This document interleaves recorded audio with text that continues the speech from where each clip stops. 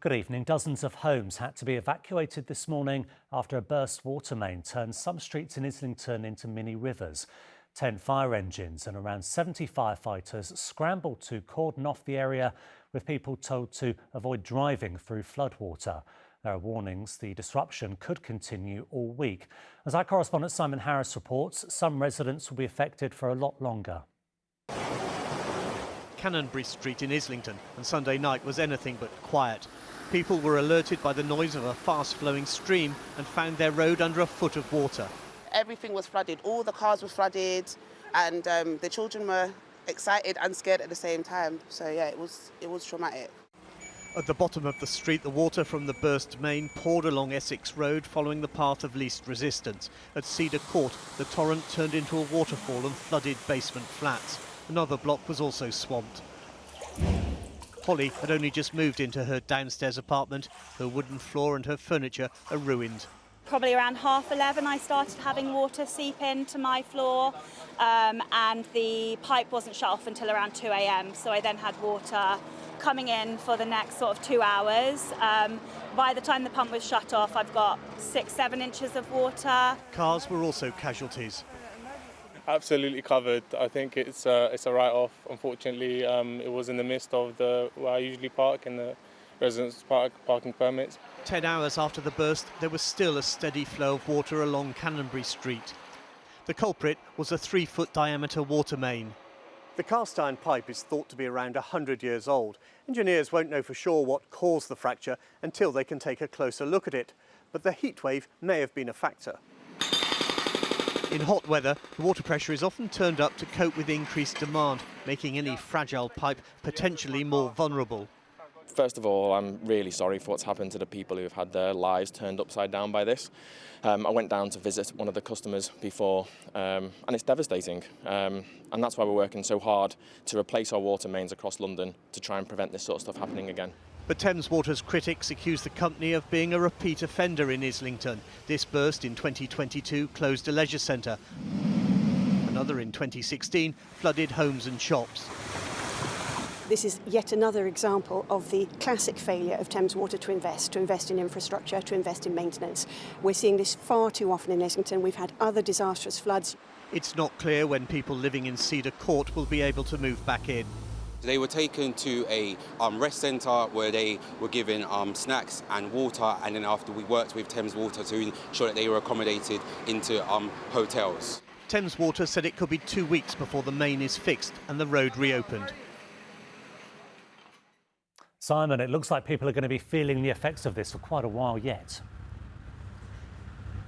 Yes, Duncan, when this high-pressure main ruptured last night, it wasn't just water which cascaded down the road, but tarmac and rubble from the hole in the road. Now, while some of that, not all of it, has been cleared up, residents living in Canonbury Street face disruption for possibly days. Thames Water says it will work around the clock to repair the pipe. That could be noisy at times, but until that's done, this road will remain closed. Now, for those people who've lost their homes, been made homeless by this, we know from previous floods that it can often be months before they're able to go home. And for those people unlucky enough to have parked their cars in Canonbury Street, they now face claims on their insurance. The good news is, though, that water supplies which were disrupted have now been restored. Simon in Islington, thank you. Good evening. Wanstead Flats is on fire for the second time in 24 hours. Almost 100 firefighters were on the scene at the East London Park this evening as they tackle a wildfire covering more than 3 hectares of grassland. It is no coincidence, London Fire Brigade say, that it's happening during yet another heatwave in the capital.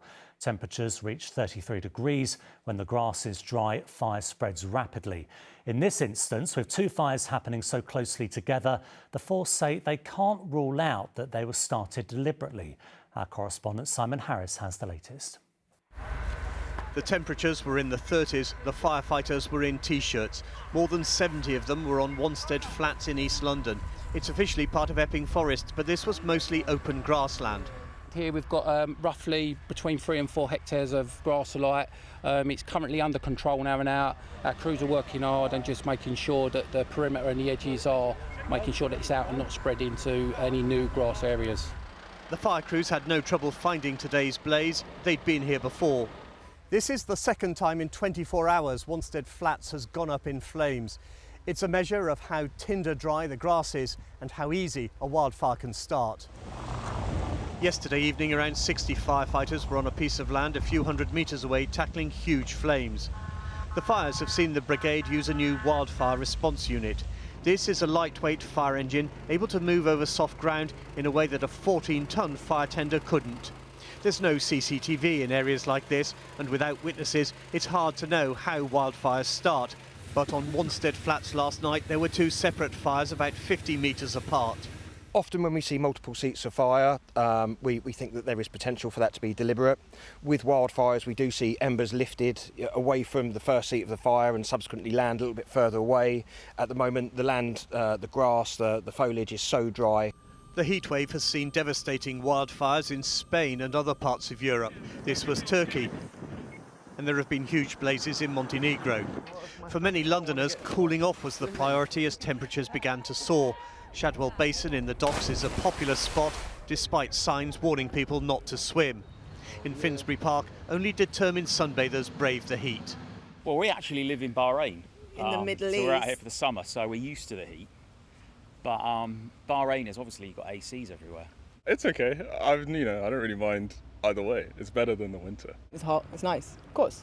It's always hot in London though, so it feels hotter in London. I wish there was more things to do, like splash parks or something like that to keep you cool. The London Fire Brigade has 4 wildfire response units on trial. They're already proving their worth. Simon Harris, ITV News, Wanstead. Good evening. She is a Labour MP for Hampstead and Highgate, but today Tulip Siddique was the subject of corruption proceedings at a trial in Bangladesh.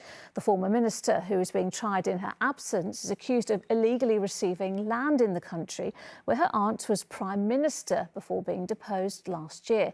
Ms Siddique claims she has not had any official communication about the trial, which today she labelled as a farce, saying it was driven by a clear political vendetta.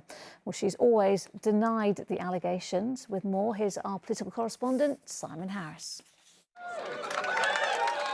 Tulip Siddique and Sir Keir Starmer are close friends. They represent neighbouring constituencies in North London. But in January, the Hampstead and Highgate MP resigned as Starmer's anti-corruption minister following allegations of corruption against her family in Bangladesh.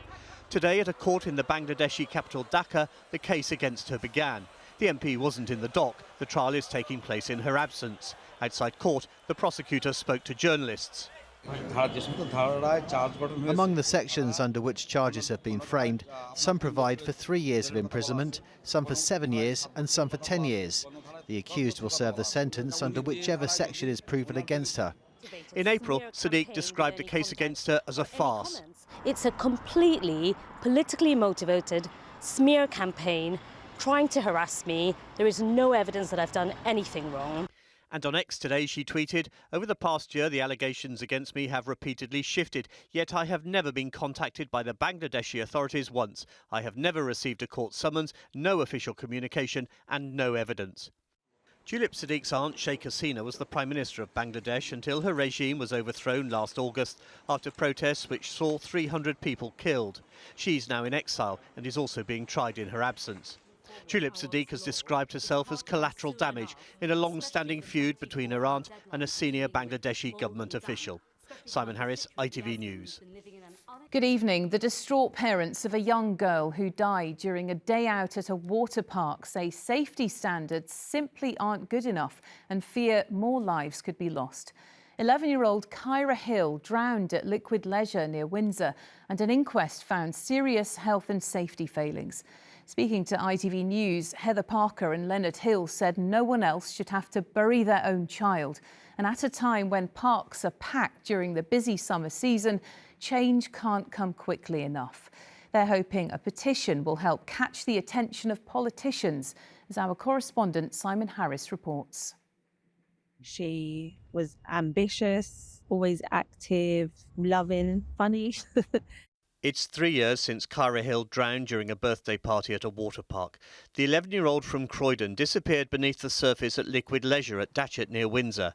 In May, an inquest decided Kyra had been unlawfully killed. Unlawful killing, you hear killing, that's what you associate with. Somebody's killed your child. There was no emergency protocol. No one knew what to do. Staff was confused. She just wasn't in a safe place. Learning how their daughter died has been a painful and traumatic journey for Leonard and Heather.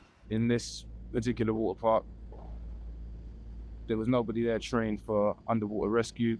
There was no CCTV operatives, you know, and there was no emergency plan for if somebody became submerged underwater. There was no equipment, there was no goggles. They're really disgusting that you're bringing children and adults alike into these places where they're not 100% safe.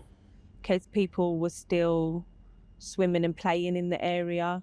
Emergency services wasn't called for 37 minutes. You look at the general conception of a lot of these places, it's overcrowding, lifeguards very young, not being able to watch over the place properly. The ratio of people to lifeguards, yeah. Now the couple are campaigning for changes in the law so other parents don't go through what they did. The main thing is to have the laws changed, and the main thing is to keep our children safe. It has to be part of their emergency plan to have divers or staff to go underwater to be, you know, trained for underwater rescue. There's parents out there, so envision your child laying on a slab, lifeless and dead. Nobody wants that. Kyra's parents have launched an online petition to try to improve water parks' safety rules.